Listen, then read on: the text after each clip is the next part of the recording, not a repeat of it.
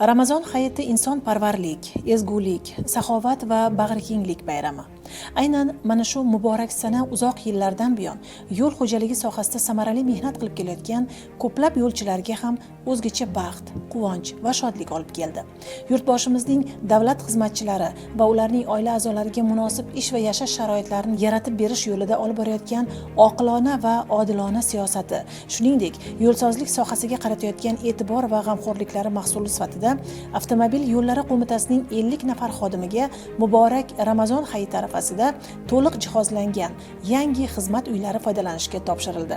Poytaxtning Yashnobod tumani Farg'ona yo'li ko'chasida qad ko'targan mana bu 12 hamda 16 qavatli zamonaviy uylar Golden House Development MCJ tomonidan qurildi. 2 va 3 xonadonli bu uylar bugun yo'l sohasida faoliyat yuritayotgan yo'lchilarning oilasi, farzandlari uchun o'zgacha qadrli. Zamonaviy arxitektura andozalariga asosan qurilgan ko'p qavatli uylar oldida bolalar maydonchasi va kechki payt yig'ilishib suhbat qurish uchun maxsus joylar tashkil etilgan. Qalblarga bir olam shodliklarni olib kelgan ushbu tadbir avvalida Qur'on tilovat o'qildi.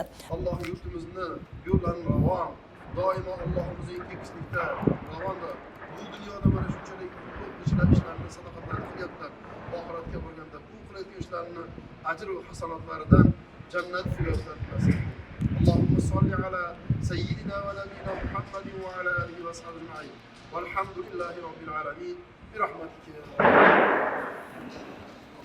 Alvon tasma kesilib, Avtomobil yo'llari qo'mitasi raisining o'rinbosari Amriddin Abdurahmonov xizmat uyi egalariga xonadonlar kalitini topshirdi.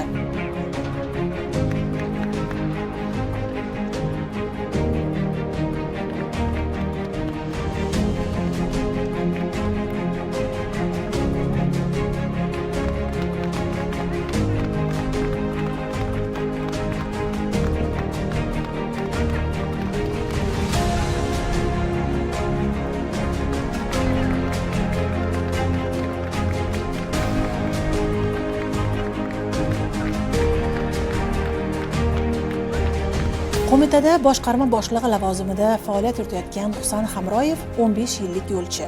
Shu yillar ichida o'zining bilimi, salohiyati va tirishqoqligi bilan sohaga anchagina hissasini qo'shdi. Ana shularni inobatga olgan holda Husan Hamroyev 2024-yil yanvar oyida qo'mitaga ishga taklif qilindi.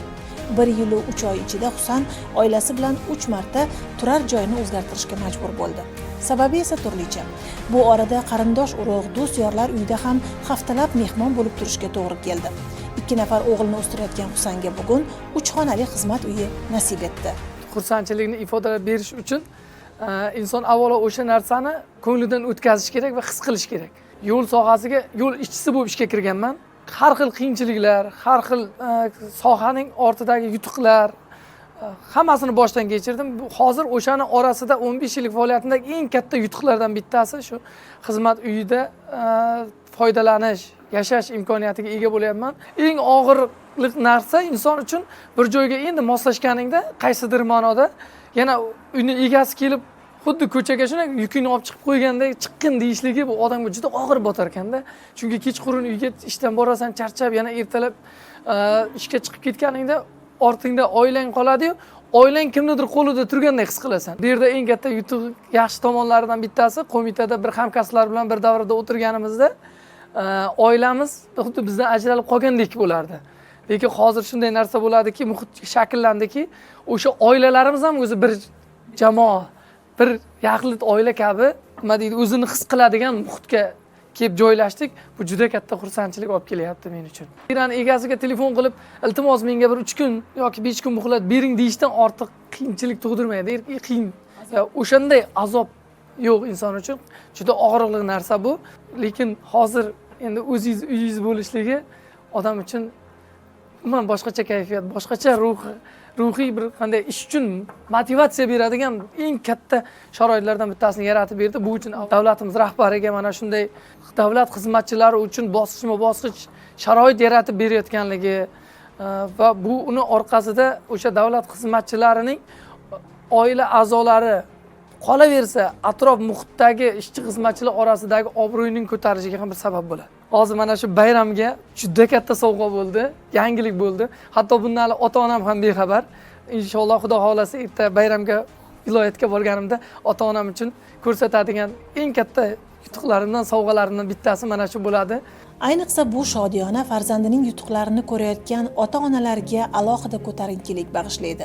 Gulchehra aya qo'mitada ishlaydigan o'g'li Zafar Rahimovga xizmat uyi berilganidan, Dilbandi endi katta pul to'lab, qiynalib, ijara yashamasligidan xursand. Avtomobil yo'llari qo'mitasi rahbariyatiga ham kattadan katta rahmatlar aytamiz. Mana shunday bolalarimizni qo'llab-quvvatlab yurganlari uchun, bularni mana shu beminnat xizmatlarini mana shunday mukofotlaganlari uchun ham bularga kattadan katta rahmatlar aytib qolamiz. O'g'lim hozirgi kunda ijarada turadi. Har oyiga $400 to'laydi. Topganini shu kvartiraga ijaraga to'lab yashab kelyapti.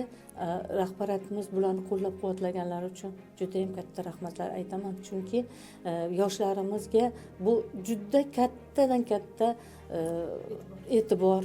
Bolam yanada xizmat qilsin, charchamasin, el yurt xizmatida bo'lsin doimo. Mana shunday kunlarga yetkazgan Allohimga behisob shukronalar bo'lsin.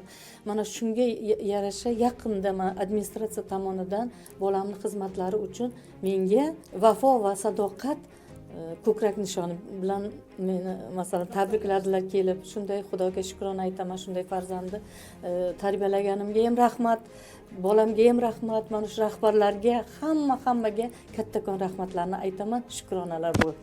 3 marta kvartirani almashtirishga to'g'ri kelib qolgan. Ko'chish jarayonida o'sha farzandlarim, oilam bilan narsalarni ko'chirishda juda qiyinchilik bo'lardi. Uyda egasini injiqligi, narx-navo har xil shu sabablar bo'lgan. Uy almashtirishga. Kutganmidingiz xizmatga kirishlarni? Yo'q. Men kutmagandim umuman. Xizmat uyi bu darajada e'tibor berib, bu darajada uy bilan ta'minlashini hech kutmagandim. Yaxshi tarafi shu bolalarimiz bir-biri bilan xabardor bo'lib, oilamiz bir-biri bilan xabardor bo'lib, ishda bo'lgan paytimizda shu bordi keldi qilib shu taraflari yaxshi albatta. Qo'mita raisining o'rinbosari, tadbir qatnashchilari hamda xizmat uylari sohiblari bilan birgalikda yaratilgan sharoitlar bilan tanishdilar. Xonalar shinam va yorug', oshxona jihozlari, sovutgich, televizor va muzlatgichlar o'rnatilgan bo'lib, uy bekalari uchun qulay va komfort sharoitda yashashlariga zamin yaratadi. Shu kuni qo'y so'yilib, ehson qilindi.